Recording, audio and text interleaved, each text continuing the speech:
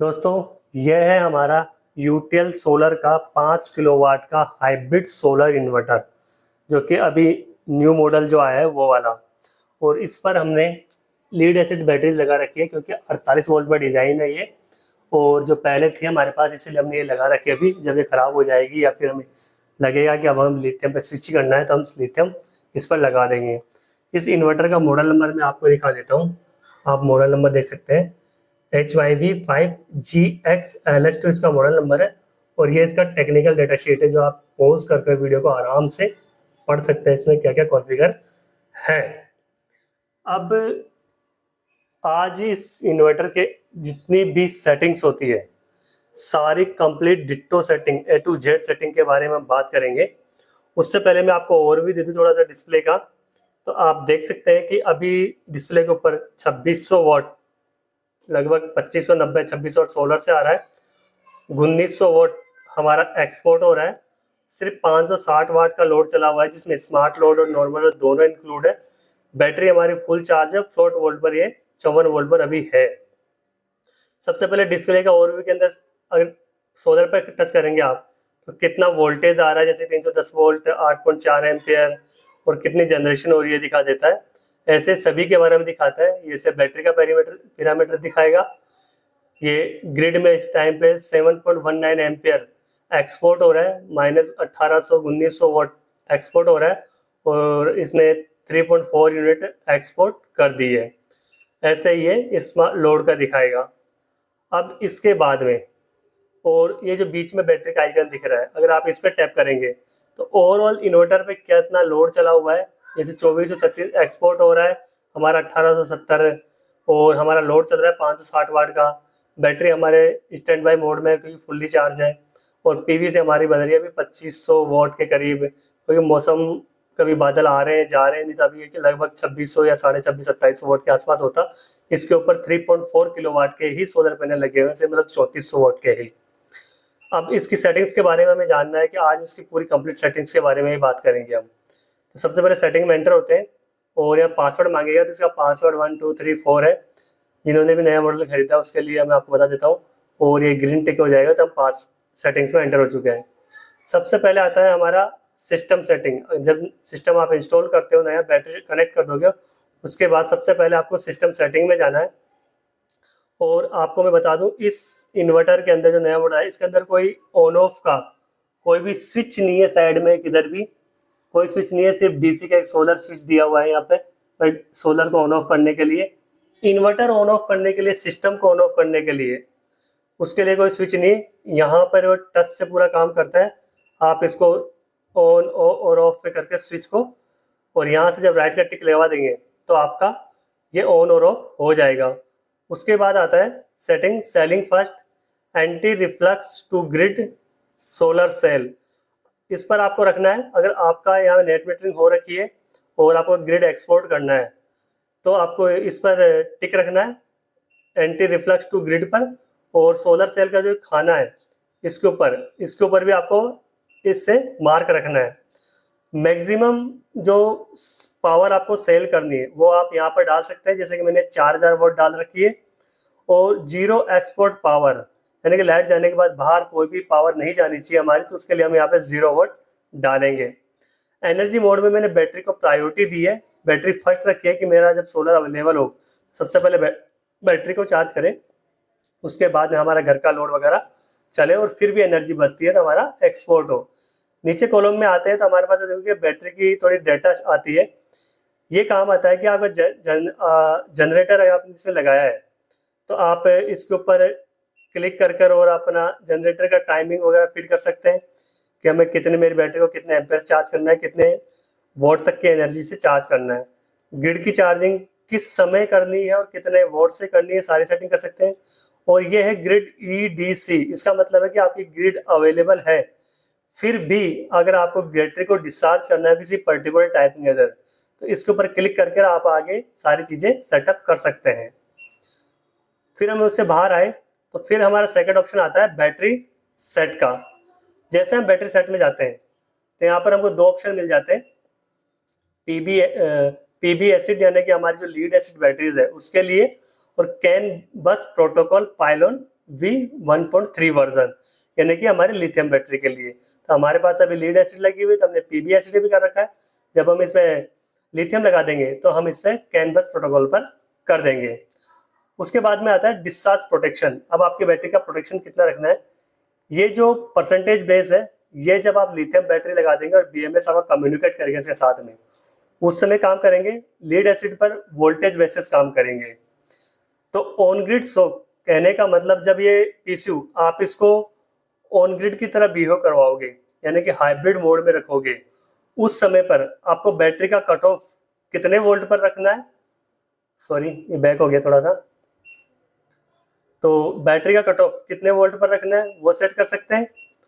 और वापस से बैटरी कितने वोल्ट पर रिस्टोर हो वो आप सेट कर सकते हैं।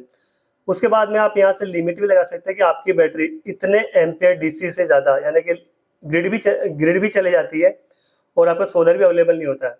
उसके बाद आपकी बैटरी मैक्सिमम कितने एम्पियर से डिस्चार्ज हो, इससे ऊपर अगर डिस्चार्ज होती है, लोड आता है बैटरी के ऊपर, तो ऑटो कट ये इन्वर्टर कर दे।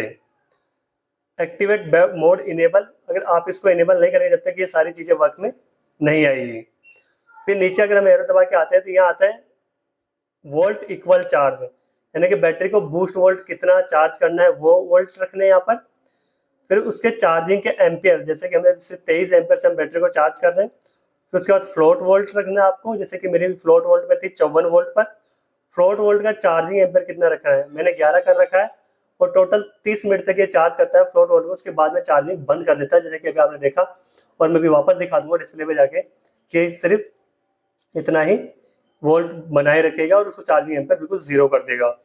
ग्रिड चार्ज हमने डिसेबल कर रखी है, इसलिए इसके ऊपर कोई भी मार्क नहीं लगाया। इस पर हम टिक करके ओके कर दूंगा तो ग्रिड की चार्जिंग, जो चार्जिंग एम्पियर आपने यहाँ पर सेट किया है 23 एम्पियर, वही चार्जिंग लेने लगेगा ग्रिड से। उसके बाद में नेक्स्ट बेसिक सेटिंग होती है इसकी, इसमें language set, RTC time, LCD stand by, तो बहुत वैसे इसमें आप टाइम और डेट सेट कर सकते हैं, और बाकी सब लैंग्वेज और ब्राइटनेस वगैरह है तो ये आप देख सकते हैं अपने हिसाब से भी। उसके बाद में आता है ग्रिड सेट। अब फ्रीक्वेंसी आपको हमेशा 50 हर्ट्ज रखनी है, क्योंकि हमारे इंडिया में 50 हर्ट्ज से आती है। और मैंने ग्रिड का जो अपर वोल्टेज रखा है वो 275 वोल्ट रखा है, क्योंकि हमारे यहाँ जल्दी से इससे हाई वोल्टेज आते नहीं है। और ग्रिड का जो लो वोल्टेज है वो 180 वोल्ट रखा है मैंने, तो ये इस पे जाने के बाद ये कट कर देगा। ग्रिड फ्रीक्वेंसी की जो लिमिट 51 है अप वाली लिमिट, और जो लो वाली लिमिट है वो 49 है, यानी कि फ्रीक्वेंसी के बीच में रहेगी, तो हमारा इन्वर्टर परफेक्टली काम करता रहेगा। फिर आता है ग्रिड रिकनेक्ट डिले। जब ग्रिड जाकर आती है तो आपके इन्वर्टर कितने सेकंड्स या मिली सेकंड्स बाद आपकी जो ग्रिड है उसको कनेक्ट करेगा। फिर आता है हमारा एडवांस सेट। इसके अंदर जैसे एंटर होते हैं हम, सबसे पहले मिलता है आपको फोर्स ऑफ ग्रिड मोड। अगर आप इसको टिक कर कर और इनेबल कर देते हैं तो आपका जो ये पूरा सिस्टम है वो ऑफ ग्रिड जो इन्वर्टर आते हैं उसकी तरह बिहेव करेगा। हाइब्रिड या ऑन ग्रिड यानी कि एक्सपोर्ट करना है बिल्कुल बंद कर देगा, और आपका सिर्फ सोलर और बैटरी और आपकी ग्रिड से ही ये चलेगा। उसके बाद में only PV of grid enable, इसको मैंने टिक क्यों कर रखा है, इसका मतलब है कि अगर आप इसके ऊपर टिक रखते हैं तो आप इस इन्वर्टर को आप बिना बैटरी के भी ऑपरेट कर सकते हो, लेकिन ये सही नहीं है इन्वर्टर के लिए, क्योंकि हमारे सोलर के जनरेशन में बहुत ज़्यादा फ्लक्चुएशन आता है। बिना बैटरी के चलाने के लिए मैं आपको नहीं बोलूँगा, लेकिन इसमें फंक्शन है। अगर आप इस पर टिक रखते हो तो आपका पूरा हाइब्रिड इन्वर्टर काम करेगा एक ऑन ग्रिड इन्वर्टर की तरह, बिना बैटरी भी, यानी कि एक ऑन ग्रिड इन्वर्टर बन जाएगा, विदाउट बैटरी वर्क करेगा। और ये टिक है तो बैटरी के साथ भी काम करता है, और बैटरी निकाल लोगे तो भी काम करेगा। फिर आता है जैन सिग्नल, जो कि जैन पोर्ट में होता है, इसको ऑन कर दोगे तो उसका आइकन वगैरह जो डिस्प्ले पे है वो आने लग जाएगा। फिर है PCS पैरेलल एड्रेस। अगर हम इस P इन्वर्टर है इसके साथ में और कोई इन्वर्टर, यानी कि सेम पीस, जैसे कि हम एक्सटेंड करना चाहते हैं, हमारा लोड बढ़ गया है और 5 किलोवाट से 10 किलोवाट बनाना चाहते हैं, तो वैसे पैरेलल करते हैं तब ये काम में आता है। यहाँ पे एड्रेस डालना होता है, वैसे पैरेलल कितने इन्वर्टर कर रहे हैं वो हमें यहाँ पर एंटर करना होता है। सिटी का रेशियो 5000 है, क्योंकि ये 5 किलोवाट का इन्वर्टर है। और जितने इन्वर्टर हम पैरेलल करेंगे उनमें सिटीज़ लगती जाएगी अलग अलग, तो हम ये रेशियो बढ़ाते जाएंगे। फिर उसके बाद में आता है ओवरलोड रीसेट। अगर इस फंक्शन को ऑन कर देते हैं तो आपका इन्वर्टर ज़्यादा करंट के कारण या फिर ज़्यादा हाई लोड के कारण अगर ओवरलोड हो जाता है तो ऑटोमेटिकली वो रीसेट हो जाएगा और वापस से वो रनिंग में आ जाएगा। फिर स्मार्ट लोड आउटपुट पे हमने क्लिक कर रखा है, जो कि यहाँ पे आप देख सकते कि स्मार्ट लोड अभी चल भी रहा है। और सोलर का फ्लक्चुएशन देखिए, हमने दिखाया था अभी थोड़ी देर पहले कि कितना 2500-2600 वाट बन रहा था और अभी बादल वगैरह आ गए तो 1 किलो वाट की रह गई है। लोड हमारा वही है 540 वाट, 350 वाट एक्सपोर्ट हो रहा है। तो अगर इसी का लोड ज़्यादा होता और बिना बैटरी के हम इसे ऑपरेशन करवाते हैं तो हमारे इन्वर्टर डैमेज होने का खतरा रहता अगर ग्रिड चली जाती तो हम थे स्मार्ट लोड पर, तो हम स्मार्ट लोड पर चलते हैं एक बार फिर से। तो उससे स्मार्ट लोड की सेटिंग कैसे करनी है, टिक कर और इसको इनेबल कर देंगे। उसके बाद आता है स्मार्ट लोड का प्रोटेक्शन सेटिंग्स है, शॉक और वोल्टेज। अगर आपका लिथियम बैटरी कनेक्ट है और उसका BMS के साथ कम्युनिकेट कर रहा है तो परसेंटेज बेस काम करेगा ये।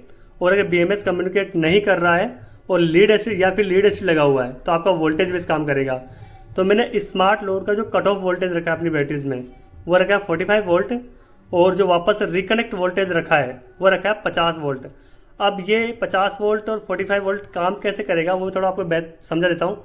जब स्मार्ट लोड में आप यूँ समझे कि आपने 45 वोल्ट, रात को ग्रिड भी नहीं था, सोलर तो ऑब्वियसली नहीं, रात को 45 वोल्ट अचीव कर लिए और आपका स्मार्ट लोड का जो पोर्ट है वो बंद हो गया और आपका सिर्फ EPS लोड चल रहा है, यानी कि जो भी आपका पर्सनल ज़्यादा इमरजेंसी लोड है वो चल रहा है। अब उसके बाद में ग्रिड आई तो आपका स्मार्ट लोड का पोर्ट है वो एक्टिव हो जाएगा, चाहे बैटरी 50 वोल्ट पे जाए या न जाए। लेकिन सुबह जब जैसे सोलर आएगा उसके बाद में जब तक बैटरी 50 वोल्ट पर नहीं जाएगी उससे पहले आपका जो स्मार्ट लोड का आउटपुट है वो रेगुलर बैटरी पे नहीं आएगा। जैसे 50 वोल्ट से ऊपर हो जाएगा फिर वो बैटरी वोल्टेज पे, मतलब जो प्रोटेक्शन वोल्टेज थे हमारे पे 45, उसके आधार पर काम करने लगेगा। एक्टिव पावर हमने 100% रखी है स्मार्ट लोड आउटपुट की, कि हम कितना भी पूरा का पूरा 5 किलो वाट का लोड भी स्मार्ट लोड के जो आउटपुट है उस पर दे सकें। उसके बाद फैक्ट्री रीसेट और डिफ़ॉल्ट रीसेट है, जो कि हमारे किसी काम नहीं आता इन्वर्टर में कभी भी। जल्दी से कोई बेसिक हम भूल जाते हैं सेटिंग्स करके कि हाँ बहुत ज़्यादा इमरजेंसी हो गई तब जाके हम रीसेट करना पड़ता है।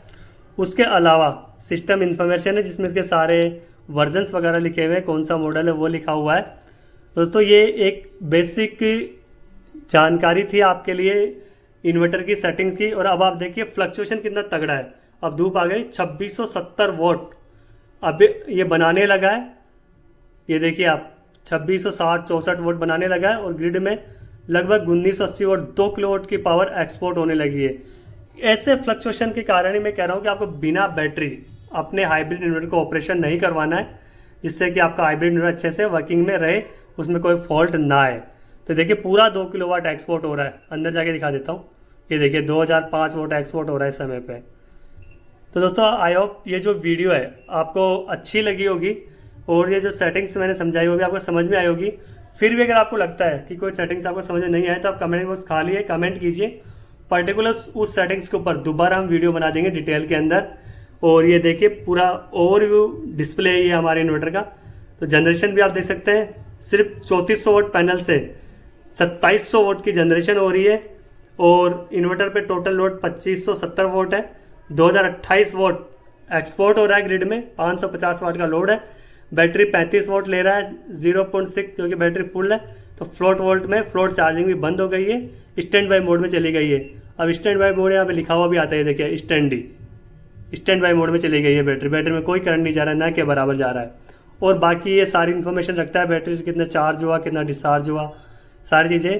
तो मैं मिलता हूँ आपको नेक्स्ट वीडियो में नेक्स्ट टॉपिक के साथ में। तो बाय दोस्तों, देखिए फ्लक्चुएशन 2724 वोट पहुँच गया जनरेशन और 2.4 किलोवाट का जो 2.40 मतलब 2040-2060 वाट तक का ग्रिड एक्सपोर्ट हो रहा है।